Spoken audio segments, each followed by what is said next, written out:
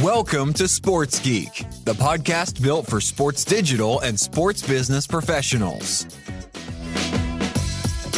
And now, here's your host who remembers when Twitter mattered, at Sean Callanan.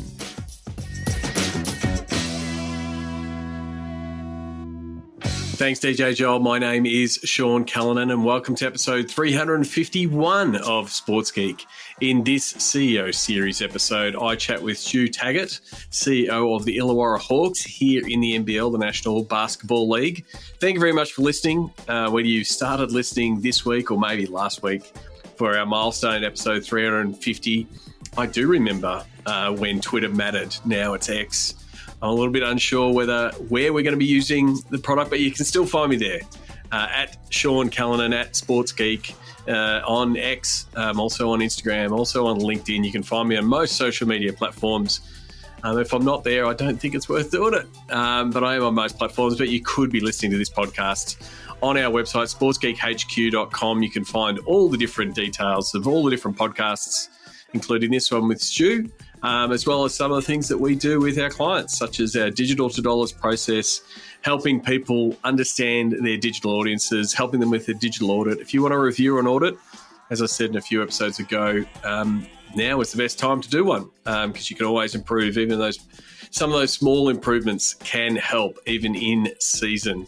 I really do hope you like this episode. I really enjoyed catching up with Stu, known him for a long time in the sports industry here in Australia, and he's now CEO of the Illawarra Hawks in the National Basketball League. Enjoy this chat.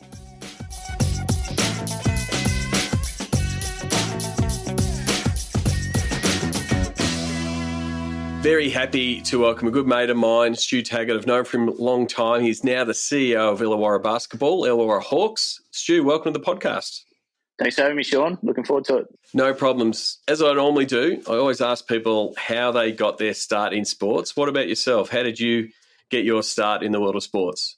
I'd always been passionate about it as a kid about sport, and then I did a degree, a Bachelor of Business, and majored in Sports Management and Communications, and then that was in sort of the mid-1990s, and Sydney had won the right to host the Sydney 2000 Olympics, so certainly there was a lot of interest in major events at the time, and started in a little bit of golf, volunteered at Greg Norman International, doing a range of different things there, which was interesting. I'm passionate about that as a sport. And then an opportunity emerged to volunteer at Rugby Australia in late 1998. And then that led to a role in events there. It's where I started. So, and I've, I guess, been enjoying the journey ever since.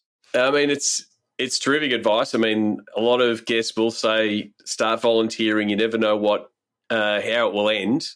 For you, it ended up in your first true gig at Rugby Union at that time, starting to get into the world of events.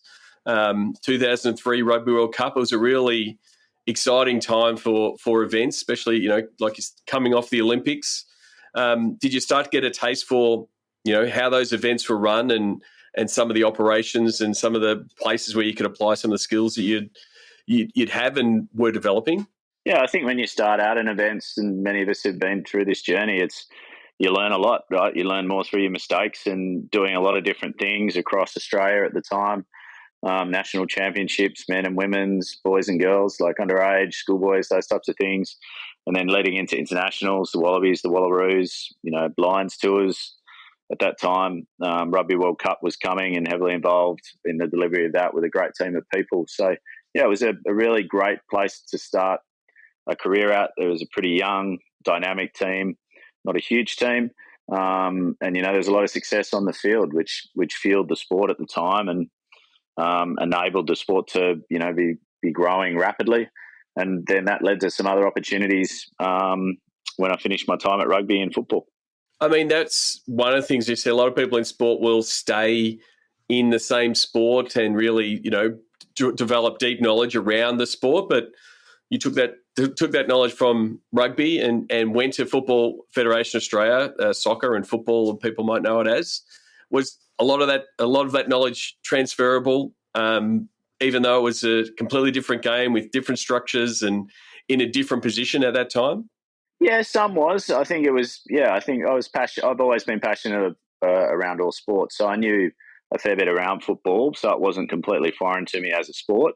Definitely the events component is different. The sport itself is different. The atmosphere within stadiums is different. There's not as many points scored. The fan behaviours are different. It was a really interesting transition at the time. The NSL had I started the day after the last NSL Grand Final in 2004. I remember it vividly. So that was a big shock and change to the sport of football in Australia off the back of the Crawford Review in 2003. So we had a lot of work to do. Again, small team, a lot of work around what the A-League could look like. How could the international men's and women's teams get more exposure to international competition so that they could compete at FIFA World Cups? The men hadn't competed since 1974 at the time, so there was a real focus on qualifying for 2006, which pleasingly, the Australian men's team were able to do. I think the Matildas at that time, I remember fondly working with them back in those days. They're great people. Tom Samani was coaching them. Joe Sanders still around in women's football internationally. Great people. It's been awesome to watch their success over the last sort of 15, 20 years as well, and culminating in the FIFA Women's World Cup over the last couple of months here in Australia. So, yeah, it was a big challenge at the time, but again, as most people would say, I'm sure on the show, when you're faced with challenges, you learn the most, and hopefully you take them forward into your careers. Definitely. I mean, it was a real foundational period, for football in, both at the elite level, setting up those teams for the success they've had in the years past. And like you said, you're lucky enough to work in that space around major events and understanding that bidding process. You work with a former guest that we spoke to recently, Jane Fernandez, who was recently at the the Women's World Cup. What were some of the insights in that bidding process and understanding the structure of these major events that was part of your role at FFA? Oh, I think it was interesting. As part of my work for Rugby World Cup in 2003, I was lucky enough to attend the 2002 FIFA World Cup, which was co-hosted by Korea and Japan, to, I guess, go on a fact-finding mission and really look at best practice, which was a really useful experience heading into that time in football. Obviously, at the time I was working in rugby, preparing for Rugby World Cup, but that became really vital and important to the work I was doing at football. I think Australia's men's team participating for the first time in 32 years meant that, there was no playbook. There was no playbook about how we could satisfy the demand for tickets. Remember vividly learning how ticketing worked at a FIFA World Cup pretty quickly, and the demand, obviously, from Australians. I think we were close to 100,000 applications, and on average we were between 4,000 and 5,000 tickets per match. So, it's pretty rare, probably with the exception of something like this weekend, something I know you'll be passionate about with the AFL Grand Final around the availability of tickets, but pretty rare in a national team sort of World Cup environment at that time. What's been great is we've qualified for every FIFA World Cup since. So again, the expectations there, and people understand that supply and demand reality. But at that time, that was a real challenge. So a lot of work with FIFA in the context of what they were doing and their delivery model, and making sure we were a good, I guess, citizen within the member association space and understand the rules and regulations. And that really became relevant around, okay, well, now we know how, in this case, Germany hosted the 2006 FIFA World Cup. How could we start to, conceptualise what it would look like to host a FIFA Men's World Cup in Australia? And, that's where we started from, back at the end of 2006, post the Germany World Cup, when the chair at the time, Frank Lowy, made the public sort of statement that there's no reason why Australia shouldn't put their hand up to host a FIFA World Cup, and that really led to the next 3 or 4 years of my career focusing on that. And so when your time at FFA finished up, you went into your own practice, your own agency, helping teams, leagues understand, the commercials of sport. What was that an itch you wanted to scratch, sort of moving away from a sporting org or a national sporting org as you'd been in the last couple of roles? Was it something that you wanted to do and explore those commercial frameworks and different strategies for success across sports? I think it was a combination of things. I think spending, the better part of almost 3.5 years working on a bid for the FIFA World Cup and talking about what Australia and the rest of the world and the sporting world will look like at the time in 2022. So remembering this is 2008 to 2010, you're trying to conceptualize what, Australia will look like, what sport in Australia will look like, and globally. That was started to really probably fuel a passion around the future of sport and how can we do things better is really what it was about. And I probably felt like there wasn't a lot of people at the time I could talk to about that. Everybody within the industry generally gets pretty caught up in the next 12 months. How do we win a premiership? How do we qualify for a World Cup? It's a pretty transient industry, fortunately or unfortunately, it's very results driven. So that means that, the industry generally, particularly at that time, was very focused probably on the next 12 to 24 months, not the next 5 to 10 years. So, I felt like there was an opportunity. I'd done a lot of travel, spent a lot of time away from a young family as well. So I was probably looking for a slightly different work-life balance at that time and felt like there was an opportunity to work with progressive thinkers and people who were, not running away from that challenge of what do we need to change around how they deliver, the future of sport. And then that really led to a focus on sports media and technology, and fan experience is a big part of that. It's an overused sort of word now.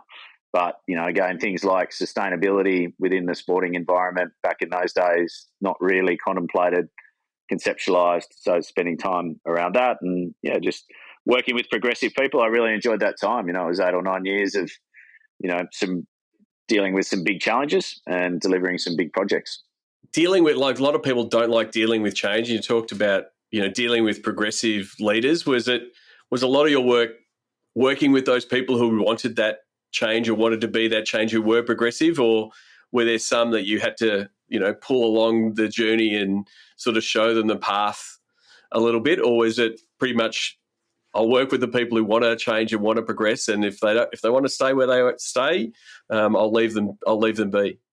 It was a real combination. It was actually a really enjoyable time because, when you're meeting with CEOs generally or boards, quite often you're sharing or providing information that they don't want to hear. When you start to talk about what needs to change and, commercial models that might need to be looked at, or, areas of investment that have been ignored for a number of years that can't be ignored anymore. So often a lot of the work I got was 12 months after I'd sort of presented to people and said, well, look, here are some of the industry trends and changes that are coming and some of the things you need to look out for. And as they relate specifically to you, here are some of the areas that we've identified or I've identified with you to consider. And then, they listen and they say, yeah, at the time, all right. Well, let's, quite often they'd incubate on it, they'd deal with their board or their senior management team and then circle back. And, there were very challenging projects through that journey. One that I spent a lot of time on was the feasibility and implementation of the NRL bunker, for example, as the first remote officiating solution in Australian sport. It was, at the time, well utilised in US sport. So I spent a lot of time researching NBA, NFL, MLB, NHL around what they did, and they all did it slightly differently, but they were using technology and they were getting good results, and they were getting, over time, better accuracy around their decision making, which is super important, obviously, when margins are increasingly tighter. So yeah, that journey with NRL is a good example of, trying to work with them to be an industry leader in the Australian sporting landscape at the time. And again, pleasingly, it's been introduced for a number of years now. AFL have followed, football have followed with VAR. Cricket, increasingly, they've probably been doing different things in different ways around officiating. But as we all know, if we care and love about sport, we want to get decisions as accurate as we can. So using technology to do that makes a lot of sense, but it means a big cultural change. And it also means the reality is you're not going to get every decision right. But, a project like that, I look back, on proudly, great group of people at the NRL who, work with around what that would mean, the referees at the time. Again, it was a big change, big cultural change for them to consider. as an industry. And, I think it's been, overall, it's had its bumps and bruises along the way, but I think overall it's been an improvement. And then in 2020, you took on the role as CEO of Wollongong 2022 for the UCI World Road Championships in Wollongong. Why did you want to step back in to an organisation in a CEO role? What were you looking for? And tell us a little bit about how that went. I think at the time it was a bit of a combination of things. I'd been 9 years as a consultant, and as you know, when you're doing that, sometimes you get listened to and sometimes you don't. And having skin in the game increasingly became more important to me, and feeling like I could really influence, some of that direction and decision making. And again, taking hopefully some good learned experiences along the way. So the kids were a bit older from a family point of view as well. So I'd had the opportunity to spend time. So it was a bit around stability. It was a bit around leadership and, wanting to get back into the corporate industry, and a bit around a new challenge. And, I didn't know it at the time, but I certainly experienced a challenge because I took that on in August 2020.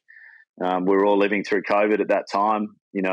Ultimately in September 2022, when the event was staged, it was the first major international event in many respects that was hosted in Australia and in New South Wales post-COVID. So borders only reopened in February 2022. So a lot of that planning cycle, was planning for a COVID event, planning for an event that may not happen, planning for an event that may be postponed, a whole range of things. And that was a big challenge. So, I certainly probably took the role on not expecting it to be as difficult as it was, but ultimately, a fantastic event, the biggest event that had ever been staged in Wollongong. The community got right behind it, and overall, a good experience, but certainly had its moments as well. No doubt. For those international listeners, we've said Wollongong and Illawarra a few times now. Tell us a little bit about the region and its history in sports. Yeah, sure. Wollongong's a city that's about an hour south of Sydney, about an hour from Sydney Airport. It's got a population of, in Wollongong, over about 200,000 people. The Greater Illawarra region, which takes up 4 major local government areas around Wollongong, is probably about 500,000 people. So it's a region that's got a rich history in Australian sport. From a rugby league perspective, it had the Illawarra Steelers, which ultimately merged with St George Dragons in the NRL. So they have a men's and women's NRL team playing out of both Sydney and Wollongong as the St George Illawarra Dragons. And where I am now, the Illawarra Hawks, 43 years in a foundation club of the National Basketball League. Has faced some adversity over those years, but has always found a way to get a team on court, and remains the only foundation club in the NBL today. So again, a rich and storied history. Won 1 championship back in 2001. And some of the people in the US might know, and they probably tuned into a Hawks game when LaMelo Ball suited up for the Illawarra Hawks as part of the NBL Next Stars, with millions of people tuning into the broadcasts again. At that time, being broadcast on Facebook into the US market. Great exposure for the team, and now he's gone on to bigger and better things in the NBA. Yeah, it was before my time, but everybody speaks pretty fondly of that time. Obviously, it was a short window of time, but LaMelo and the entourage that he brought with his family, created some challenges, I think, for the administration at the time. But yeah, ultimately, amazing success story and a great connection to the region, because this is where LaMelo started, and he's obviously on a trajectory now, which is phenomenal in what he's doing now in the NBA. But yeah, it's great to have that connection to the Hawks and to the region. And as you said, the NBL season's about to kick off, NBL 24. The Illawarra Hawks, being a foundation club, the only one that is still around from that 79 season. You're kicking things off for this season with a We Rise Together campaign. Do you want to tell us a little bit about that campaign and why it's important for the season ahead? Yeah, I think pretty quickly in starting in the role earlier in the year, it was, post-COVID and the challenges all sporting clubs have faced it about re-engaging with their membership and their broader fans and community is really important. So in a region like this and a community like this, I think pretty quickly it was identified we need to create a club that matters more to the Illawarra community. There's definitely a rusted-on fan base who are very, very loyal fans who we really value and members who we really value. But we need to grow that. And so we've spent time, I guess, investing in a campaign that's really focused on community and ultimately, the tagline of We Rise Together. So we faced some adversity last year as a club on the court.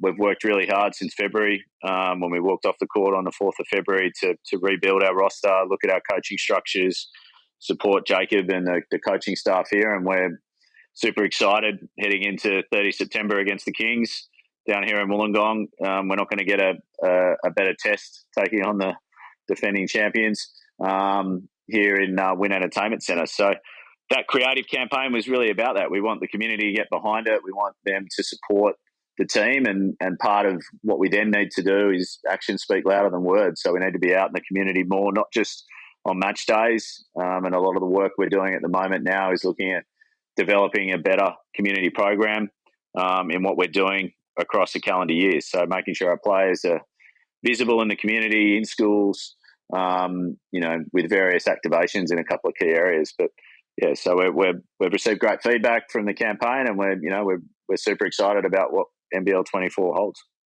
And is part of the work that you've done in your sports, when you had your sports futurist hat on and looking at commercial frameworks, the unique nature of Illawarra and Wollongong, like you said, a large regional area and catchment, so you can engage that community. But you're on the national stage. You're in the NBL. You're in the National Basketball League.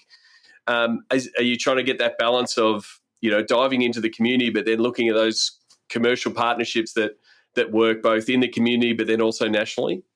Yeah, I think, and internationally, I think absolutely. So I think in looking at what we're trying to do with our recruitment structure, it's great to have AJ Johnson coming in as an NBL next star. We've got Hong Jung Lee as well from South Korea as a big part of what we've tried to look at within our playing squad too, with our US imports. So we've got some great stories there of the team we've assembled and the coaching staff as well, with the addition as an assistant coach of Justin Tatum this year, supporting Jacob and the other assistant coaches. So, I think we're definitely interested in looking at, national partnerships and international partnerships. But, at the end of the day, we play here. We are the only team that lives, trains and plays solely in Wollongong and the Illawarra in a national competition. And I think we need to talk about that more, and we need to get more value out of that. But it does mean that we're really open to corporate partners that are trying to reach a regional market or regional Australia. We're a really interesting opportunity to do that. And in some categories, we're definitely exploring that. And you've come into the NBL that is under the stewardship of Larry Kesselman and is doing a lot of work both from a broadcast, from a media point of view, from a promotion. He's actually got Scottie Pippen coming out this week to help launch the season. You're still relatively new in the role, but you've been someone that be like myself watching the NBL from the outside. What's it like? Now being a clubland and being part of the NBL and some of the initiatives that the NBL is trying to push to grow the sport. Yeah, I think the NBL's done a great job over the last sort of 7 or 8 years since Larry took over the league.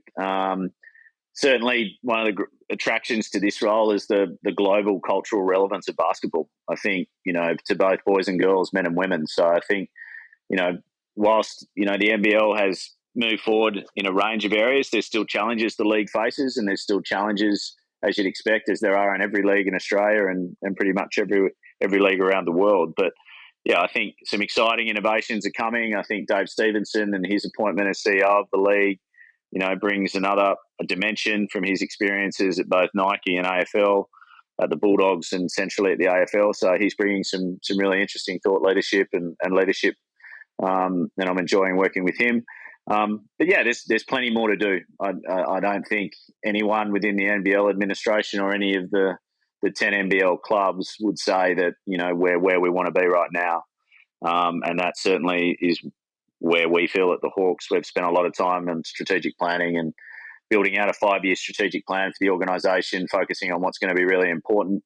In the areas for us that are really important is facility. We're training in one of the most dilapidated facilities in Australian sport, I would say. So we need to, be working hard to improve our environment for our players and coaches. It's a big weakness for us right now. So we're doing a lot of work in that space. I think not having a women's team right now is a disadvantage in a market, for example, where we've got rugby league with a NRLW team with the Dragons around the corner, and it's the right thing to do. We should be representative of both the male and female side of our sport and our region. So, that's another priority is Basketball Australia look at the future of the WNBL. And we'd love to be part of that and part of that expansion process and capitalisation process of the WNBL. Plenty to do. And the venue we play out of, the Wynn Entertainment Centre as well, is, going through a strategic business case review around redevelopment. We'd value that redevelopment where it's an older venue, opened in 1998.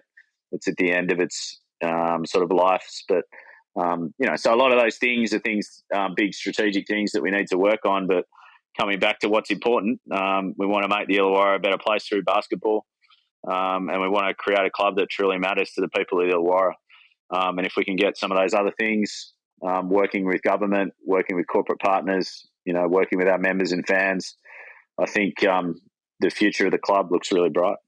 And is that the main messaging to both those rusted-on Hawks fans that have been there for many, many years, but then also that job of that all sports are trying to do of attracting new fans, that message of our club, this club matters to the community? Is that one of the key drivers for you?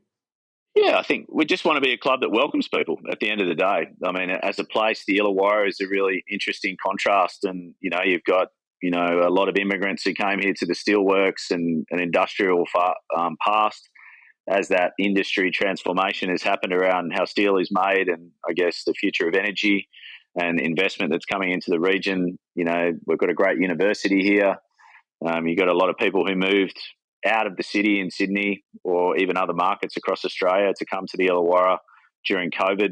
So you have these contrasts and the diversities. But, we definitely want to be a welcoming club. We definitely want to provide an opportunity for people to come and have a great experience. You may not be a basketball fan yet, but there's no reason why you can't come and have a good experience for a couple of hours around the event day experience. And I know, again, the NBL have done a great job in the entertainment component of basketball in and around what's happening on court. But I think in this community, and even personally, we're competitive and we want to win. So getting back out on court over the next couple of weeks is important, and getting some results hopefully going our way and building some momentum will really help some of these other things we're talking about.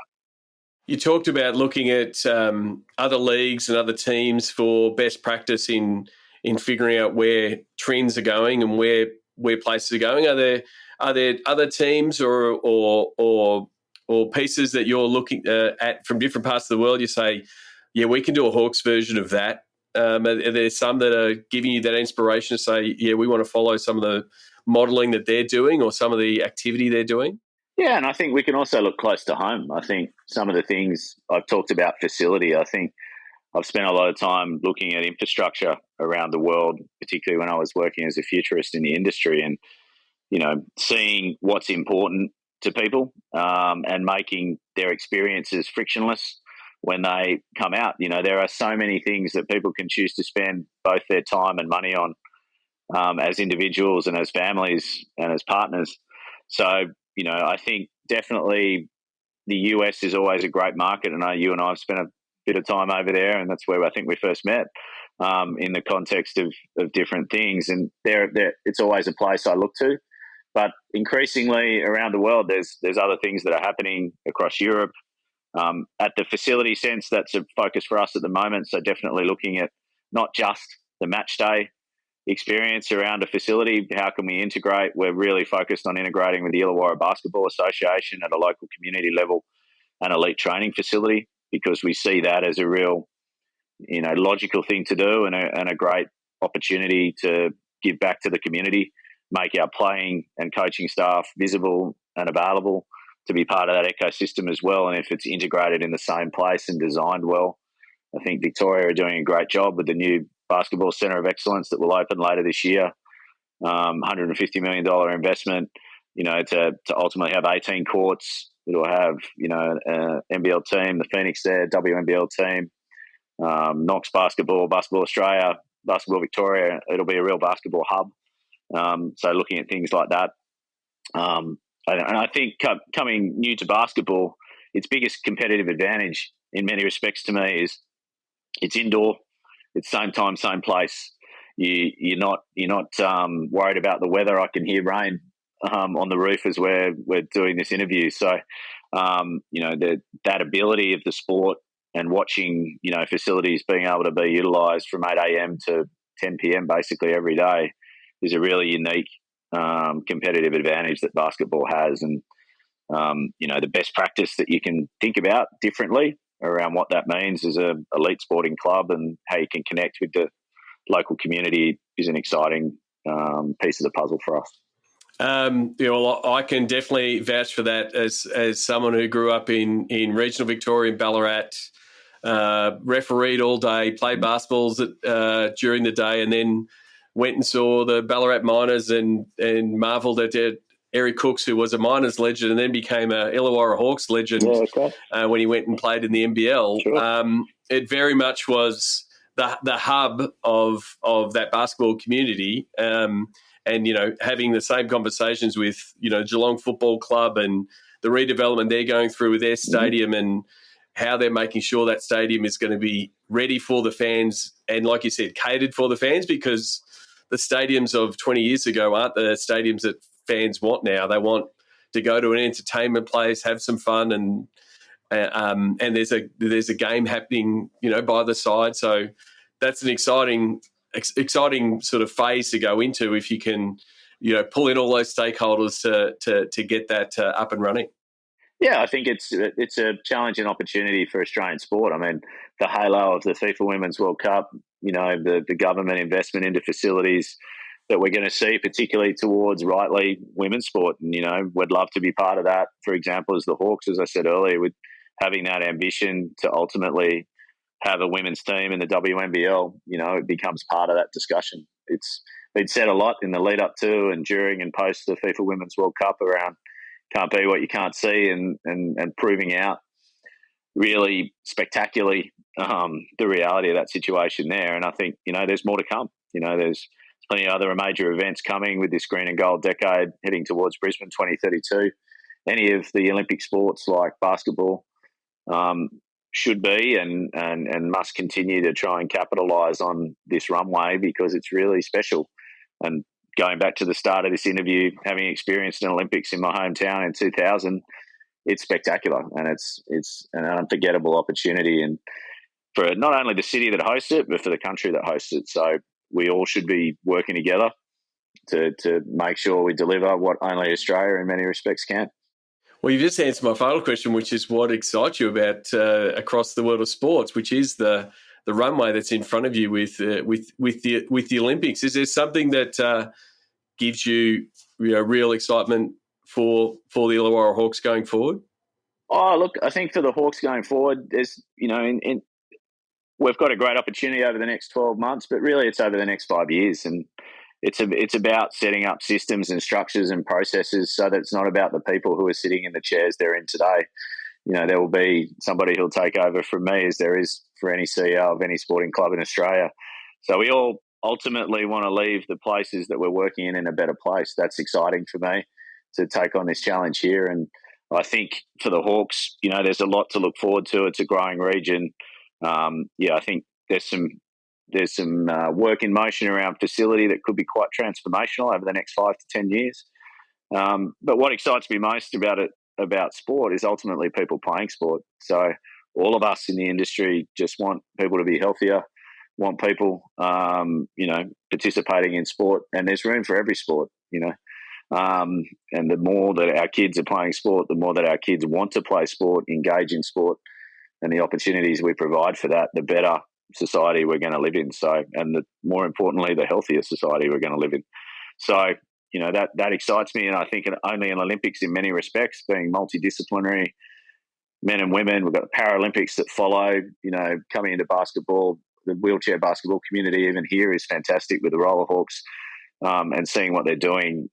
So again, we have so much to look forward to and so much to be grateful for with what's coming. So we should all get on board and, work really hard to make sure sport's a really important part of the Australian lifestyle. Most definitely. And I've spoken about the studies, had guests speak about the studies of people who, kids who play sport, play sport for longer and become fans of that sport. So that's always the opportunity, and sort of that's where, the challenge and the opportunity for you is solving that facilities discussion, getting more courts available, getting more kids playing, to hopefully grow that fan base and secure the future, a strong future for the Hawks, and really sell that message to the fans that, yes, wins are important week on week, but that taking that longer term view of what that strategy is you put in place. Yeah, I think it's really important, absolutely important, win, lose or draw, right? And this comes back to creating a club that the community really care about. So, there's a great base here in the Illawarra Hawks. The people who've gone before me have done a great job, and what we're trying to do now is build upon that. And I think it's a sporting community. It's a parochial place and a parochial sporting community. And let's see how we go this year. But we're excited about getting out on court and making that community proud. Terrific. I want to get to the Sports Geek Closing Five. Stu, do you remember the first sports event you ever attended? Oh, it's a good question. I think it was a Parramatta Eels St George Dragons game at Cogra in maybe 1981 or 82 stands out as an early memory. Being on the hill there, I'm a Dragons fan from that experience, and unfortunately the Eels, I think, won 32-4 that day, but with some pretty good players. That was in their heyday of their three-peat as we head towards the Panthers this Sunday. So, yeah. I think that's the first one I remember. I think you're the first guest that's actually given the score. So, congratulations there. I don't think anyone's ever given the score of the first match. You would have been a lot of sports events in different venues around the world. Do you have a favourite food memory or a go-to food when you go to a sports event? Well, it's another great question. I think probably one of the highlights for me of a sporting event to go to is the US Masters Golf. Getting there, and that's a really unique food experience, and a really inexpensive food experience, like crazily inexpensive, like $1.50 for some of these unique Augusta sandwiches. So I think that was one that stands out as a really special opportunity to go to probably one of my bucket list sporting events. I think in terms of the go-to around, nothing really stands out immediately. I remember less food, but going to the Barclays Centre for the first time and seeing a barber in a stadium or an arena for the first time was unique. Most definitely. What's the first app you open in the morning? I'd say news. So jumping between the various Australian and international news, newspapers and subscriptions. Probably like you, I probably am over-indexing on digital subscriptions in sport and in media. But yeah, so I jump around in the morning. I'm not a great sleeper, so up pretty early, and like to get on top of what's happening in both domestically and around the world in the world of sport. I start at, but then sort of move into business and current affairs, I guess. Yep. Is there from those sources, or it might be another one, is there someone that you follow? It might be an author or someone that you follow that's been a colleague that you've worked with that the podcast listeners should give a follow because they do good things? I think the work Ben Crow does is fantastic with Mojo now. I'm really passionate about mental health, and some of the stuff he's been doing I think is spectacular, and some of the influences in and around that, people like Breno Brown and others in that space. So they're probably a couple that certainly around, like many, we all have our challenges and struggles, and being able to have some of those tools to build that mental fitness. People like Gus Wallen, some of the stuff he's doing is fantastic as well. So, yeah, I think any of those areas I find inspiring and positive. And lastly, what social media platform is your MVP? Oh, it's a good question. I'm probably getting old. My kids would laugh at me whenever I mentioned Facebook. I remember going during my futurist days to a guy in LA talking, and it was literally when Snapchat was just starting to catch on fire. And he was talking about why Snapchat would be so relevant. So I look at, two teenage kids and one almost about to become one. The amount of time, their community spends on Snapchat's interesting. For me, I probably bounce around a little bit still. Bit old school, probably showing my age between Instagram and Facebook. That's no problems at all. So lastly, if people do want to reach out to you or follow the Hawks, we'll have the links to everything Illawarra Hawks in the show notes. You can follow their season from all different channels.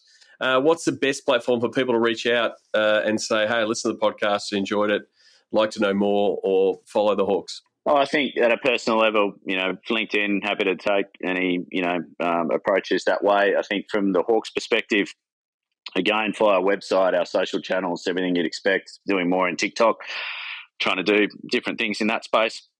So I guess it depends on the age of your listeners, Sean, and where they want to do. So with the club, there's the traditional channels, where we're trying to follow at a personal level, always try to be available where I can to people who are, either interested in having a chat or trying to further their careers. I've been there, I've sat there on the other side of that. So if I can help in any way, probably LinkedIn's the best place to connect. Well, thank you very much, Stu, for taking the time. All the best for the season ahead. We're recording this before the NBL season kicks off, so all the best for this season ahead. And if you're coming down to a game in Melbourne, let me know and we'll catch up for a beer. Would love to. Likewise, for you or any of your listeners, would love to see you at a Hawks game soon. So tickets are always available through Ticketmaster. Terrific, mate. Learn from the Sports Geek Amplify Season 2 cohort. Trajectory, Xtonet, SeatGeek, Sponsor CX, and Stats Perform. For more, go to sportsgeekamplify.com. Thanks again to Stu Taggart. Please connect with him on LinkedIn, follow the NBL and follow the Illawarra Hawks across their socials. All the links will be in the show notes. You can go to sportsgeekhq.com/351 for episode 351. You can do so. Before I want to wrap up, one of the things I wanted to have a chat about, or at least talk about, is what to do with threads. There's lots of articles that I'm sharing, some of those in the Sports Geek News, which you can get at sportsgeekhq.com/SGN. But what to do with threads? Yes, it was sort of developed as a clone of Twitter, as a Twitter competitor, as Elon sort of took the reins and sort of steered Twitter X into whatever direction he's steering it.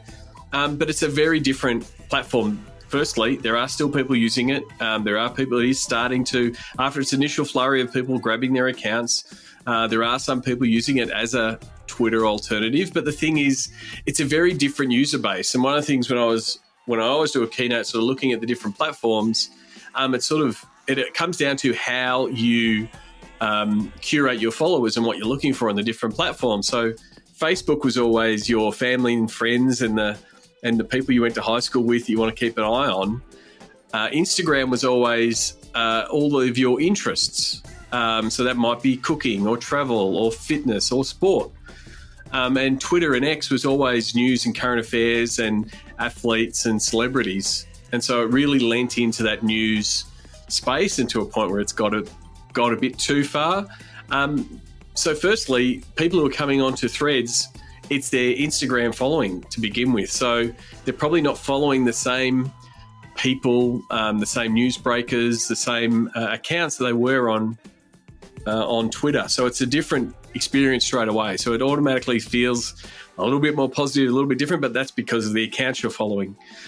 People aren't following newsbreakers for trade news on their favourite sport on threads, because those insiders that made their names on Twitter weren't using Instagram for that. They were using Instagram to, same as who everyone else was, to follow great wineries or to follow a travel account that they liked. So first of all, even though it's great that you're starting with an established fan base when you set up your Threads account, it's still that's what they're looking for. So it's very different, and most of the noise, most of the chatter coming out of the Threads HQ and the guys at Instagram is that they don't really want to lean too much into that news focus. They want it to be small, curated groups where you're connecting with people around your interests. So for that point of view, I still think there is some opportunities in Threads.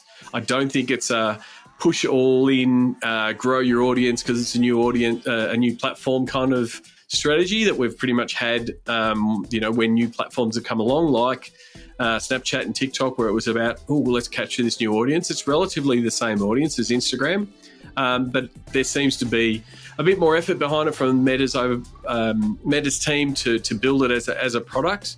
The advice I'm giving currently to clients is, 1 or 2 posts a day. What was your best post or best bit of content that you were putting out?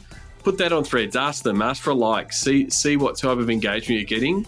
It's pretty much a light presence at the moment to sort of see how it goes, and then put a small call to action for engagement. See if you can. It's almost like early Facebook. See if you can draw those likes and some of those comments and see what happens. But I still think it's something to keep an eye on. Like I said, maintain a light presence. Don't need to push in, or it doesn't need the volume of posts that Twitter has required. And a lot of people, and we're advising a lot of clients to pull back their Twitter activity because it's not driving referral traffic. And now even that engagement that was really the thing that kept a lot of the sports banter about, even that's falling away. So it's a wait and see, but they'll sort of keep things ticking over, and you never know, as they iterate and add new things like being able to search and potentially use hashtags if they want to be putting that in, how that affects the user experience and how more people decide to get on it. That's it for this week. Just another quick thank you to all the people that reached out, either replied on social posts, on Instagram and LinkedIn, or replied to the emails around episode 350. I'm really, really thankful for all the response that we did get, and also all of the time that people have put in, either as a guest in sharing their insights or you as a listener that have spent time with me. I really do appreciate it. Don't take it for granted. And looking forward to the next 50, 150, 350, as some people said. Looking forward to it. As long as you are listening, I'll keep doing them. Until next episode, my name is Sean Callanan, and you've been listening to Sports Geek. Looking to help your digital or sponsorship team? Book in for a Pick My Brain session with Sean Callanan to help your team level up. Book now at sportsgeekhq.com/pickmybrain. Want to help drive more revenue from your digital efforts? Book a time for a call. Go to sportsgeekhq.com/phone call.